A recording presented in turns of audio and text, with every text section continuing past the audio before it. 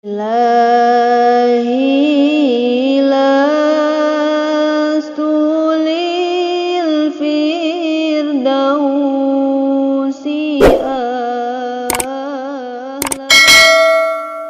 Assalamualaikum warahmatullahi wabarakatuh. Apa kabarnya sahabatku dimanapun Anda berada? Mudah-mudahan sehat selalu ya. Saya saat ini sedang berada di Ranai Natuna, tepatnya berada di Dev Resort, salah satu hotel terkenal di Natuna dengan konsep alami terbuat dari kayu, banyak batuan. Di seberang sana ada lautan, di situ ada Gunung Ranai. Baiklah, pada kesempatan sore ini saya ingin menjelaskan tentang problematika pembagian harta waris. Teman-temanku, saya harus menyampaikan ini karena banyak sekali yang bertanya kepada saya tentang pembagian harta waris. Saya tidak menjelaskan tentang bagaimana sistem pembagian harta waris per orang ini dapat per persen per itu. Itu tidak bagian yang saya bahas. Yang saya bahas ini problematikanya saja. Yang pertama, problemnya biasanya ini mau dibagi pakai hukum adat, hukum positif, atau hukum agama. Itu satu ya. Yang kedua, ini harta kalau anak angkat atau orang yang kita anggap menjadi bagian keluarga, apakah juga mendapatkan harta waris ya. Kemudian yang ketiga, apakah harta waris itu boleh dibagi ketika pemiliknya masih hidup? Bagian yang kadang-kadang krusial, orang tua membagi harta waris itu bukan berdasarkan harta yang ada, tetapi berdasarkan pengeluaran orang tua antara anak yang satu dengan anak yang lainnya. Selama ini itu berbeda-beda, maka berakibat ketika harta dibagikan jumlahnya tidak sama karena dianggap ada harta yang sudah dikeluarkan duluan. Sahabatku, teman-temanku dimanapun Anda berada, di Indonesia ada pengadilan agama, ada pengadilan negeri. Kalau pengadilan negeri ya, dia berdasarkan hukum positif. Pembagian harta waris dibagi rata berdasarkan anak yang ada. Misalnya kalau anak kita 4, harta kita 100 juta ya dibagi 4. Misalnya 25 juta per orang. Dia tanpa melihat apakah ada anak laki-laki, apakah ada anak perempuan. Sementara kalau pengadilan agama, harta waris dibagi berdasarkan fikih mawaris. Artinya aturan agama. Kalau misalnya harta itu 100 juta, contohnya seperti itu ya. Yang perempuan misalnya anaknya 2, yang laki-laki 1, ya berarti bagian harta laki-laki itu 2 kali lipat dibanding anak perempuan. Berarti kalau perempuan tuh misalnya mendapatkan 25 juta ya, laki-laki mendapatkan 50 juta. Itu tadi contohnya. Kalau anak perempuan katakanlah 2, laki-laki 1 ya, anak perempuan mungkin 25 ya, 1 orang ya. Nah, sementara yang laki-laki 2 kali lipat, berarti 50 juta. Itu memang begitu hukum agama. Mungkin di antara kita ada yang bertanya, kok hukum agama ini tidak adil ya? Masa anak beda-beda? Nah, ternyata kalau menurut hukum agama, harta itu bukan dibagi dengan hitungan berapa anak, laki-laki perempuan, itu tidak disamakan karena tanggung jawab ke depan. Karena kalau anak laki-laki kan harus bertanggung jawab terhadap 4 kelompok wanita, ibunya, istrinya, anak perempuan dengan saudara perempuan. Wajar kalau laki-laki mendapatkan bagian yang lebih karena tanggung jawabnya memang lebih besar, berbeda dengan anak perempuan. Kalau harta anak perempuan itu 100% milik dirinya, tidak ada kewajiban harta waris itu nanti misalnya menafkahi ibunya, anak perempuan ya, dan lain segala macamnya. Itulah keadilan dalam agama Islam. Lalu pertanyaannya, Pak, sebaiknya kalau membagi harta ini apakah bisa dengan hukum positif pengadilan negeri atau hukum pengadilan agama? Mana yang baik? Saran saya, pertama, boleh saja menggunakan pengadilan negeri kalau semua ahli waris yang ada sepakat supaya tidak dosa. Kan saling sepakat. Kalau misalnya anaknya 4, saling sepakat, sudah kita bagi rata saja. Artinya nggak ada yang mempersoalkan. Silakan bagi menggunakan hukum positif. Hukum positif pada umumnya sama dengan budaya ya, kecuali pada adat-adat tertentu. Tapi secara umum dibagi rata sama. Silahkan melalui jalur pengadilan negeri atau dibagi rata. Tapi kalau di antara anak 4 ini ada yang tidak sepakat supaya tidak dosa, ya kita kembalikan menggunakan hukum agama. Caranya bagaimana? Ya menggunakan ilmu waris ya. Tetapi supaya nanti lebih aman putusannya, karena harta mau dibagi-bagi supaya memiliki keputusan hukum tetap dan bisa disertifikatkan, maka sebaiknya ajukan melalui pengadilan agama. Nanti pengadilan agama akan putuskan perkara pembagian waris itu berdasarkan hukum agama. Jadi tegasnya, kalau memang keluarga sepakat menggunakan hukum positif, artinya dibagi rata, pengadilan negeri. Nggak masalah, tidak dosa, yang penting saling sepakat. Tapi kalau ada di antaranya ada yang tidak sepakat, ya jangan paksakan pengadilan negeri ya, langsung pengadilan agama saja. Lalu Pak, kalau saya paksakan pengadilan negeri saja, ya kalau misalnya ada yang tidak sepakat, berarti melanggar hukum Allah lah, dosa di situ. Itu satu problemnya ya. Problem kedua, apakah anak angkat atau yang selama ini orang itu hidup bersama kita, atau orang itu yang selama ini membantu kita juga berhak mendapat harta waris? Nah, ini bedanya ya.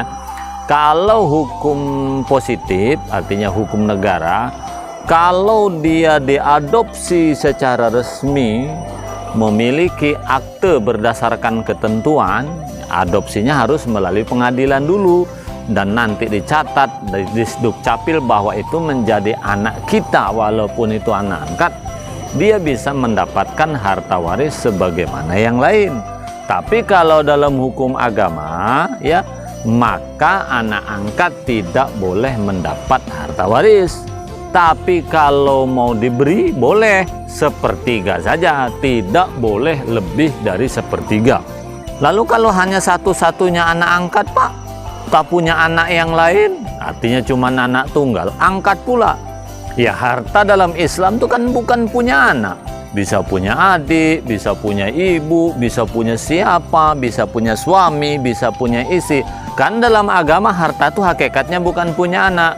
Agama itu mengajarkan harta itu punya ahli waris dan tidak harus punya anak. Jadi jangan terlalu khawatir gara-gara tidak punya anak nanti pusing, ya Allah kalau saya meninggal dunia atau punya anak kandung, harta saya ini siapa yang punya ya? Kenapa pula pusing?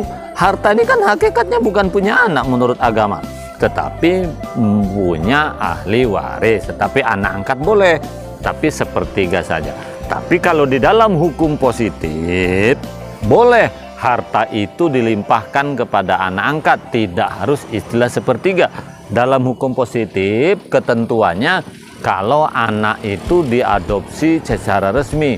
Lupa, kalau anak itu tidak saya adopsi secara resmi Pak, artinya ya dulu aku saja bahwa itu seolah-olah anak kita, kalau tidak pernah melalui jalur pengadilan mengambil anak angkat. Kalau semua diam tak masalah.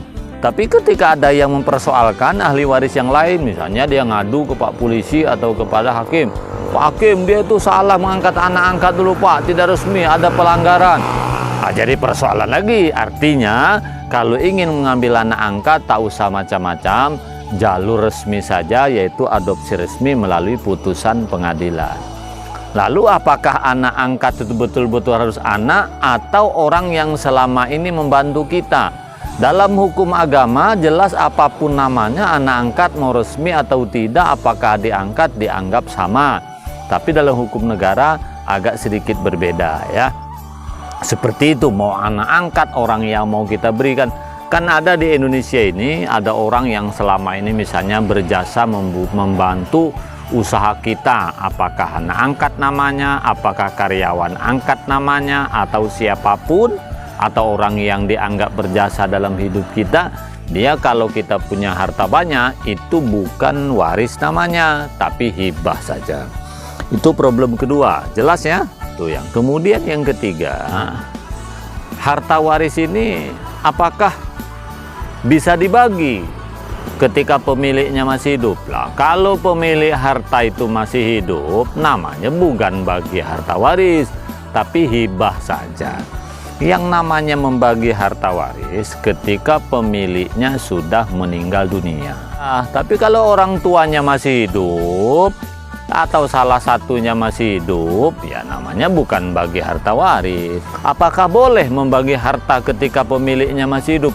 Boleh, tapi namanya bukan membagi harta waris ya, tapi hibah saja. Kan banyak orang tua di kampung misalnya, dia punya anak 4, punya sapi, punya rumah, punya kebun, punya sawah, dibagi dia. Dan kadang membaginya tidak berdasarkan nilainya, tapi sekira-kira dekat.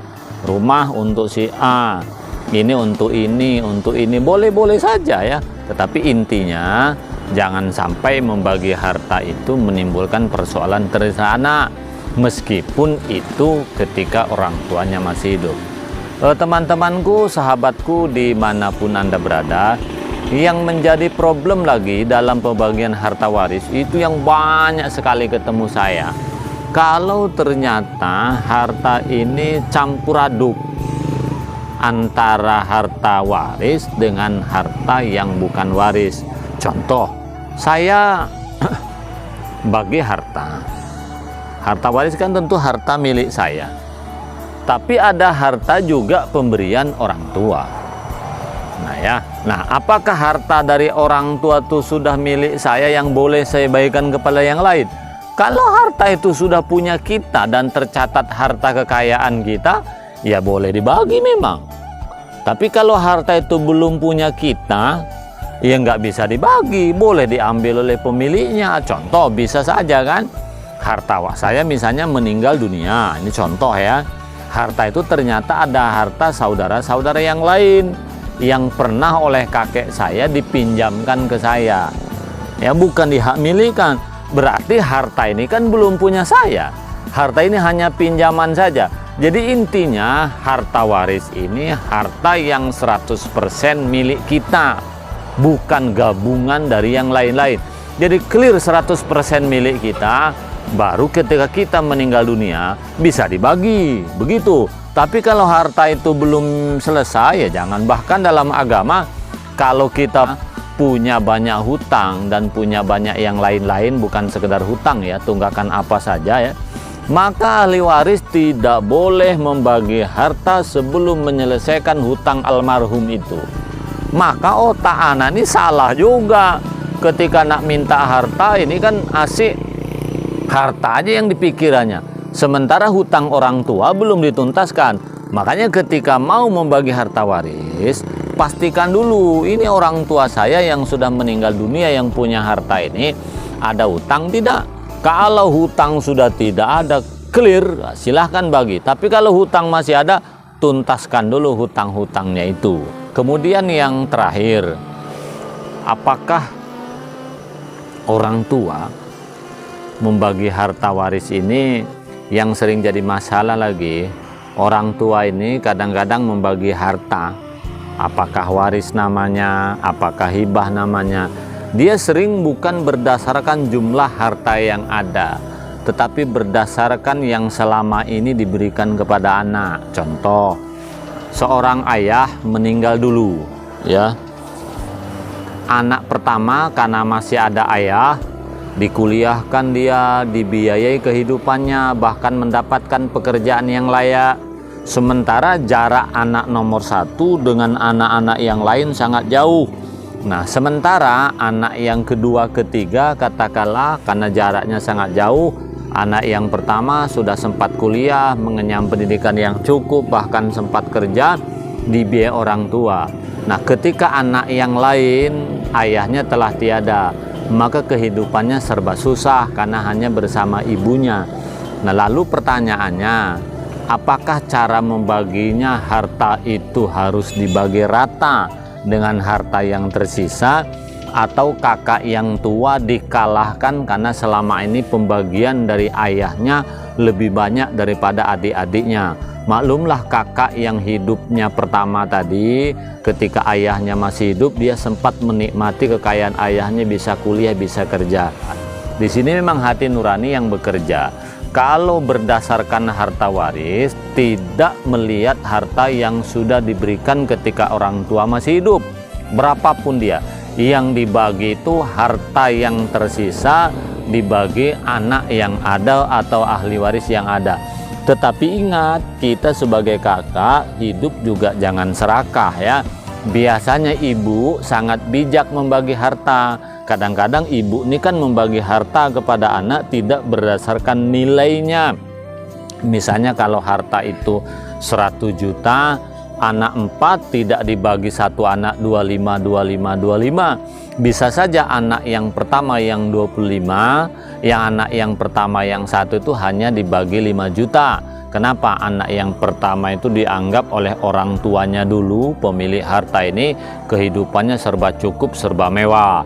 Sementara yang lain hidupnya pas-pasan, maklumlah orang tuanya telah tiada. Kepada kita sebagai anak beranak atau adik-beradik, kalau memang ibu masih hidup ya percayakan saja dengan ibu, tidak usah biasa berebut warisan. Daripada kita rebutan warisan, malu dengan orang lain, malu pula dengan Allah, lebih bagus kita kerja keras, lebih bagus kita ikhtiar mencari dengan tangan kita sendiri, insya Allah. Cukup sekian, kurang lebihnya mohon maaf. Assalamualaikum warahmatullahi wabarakatuh.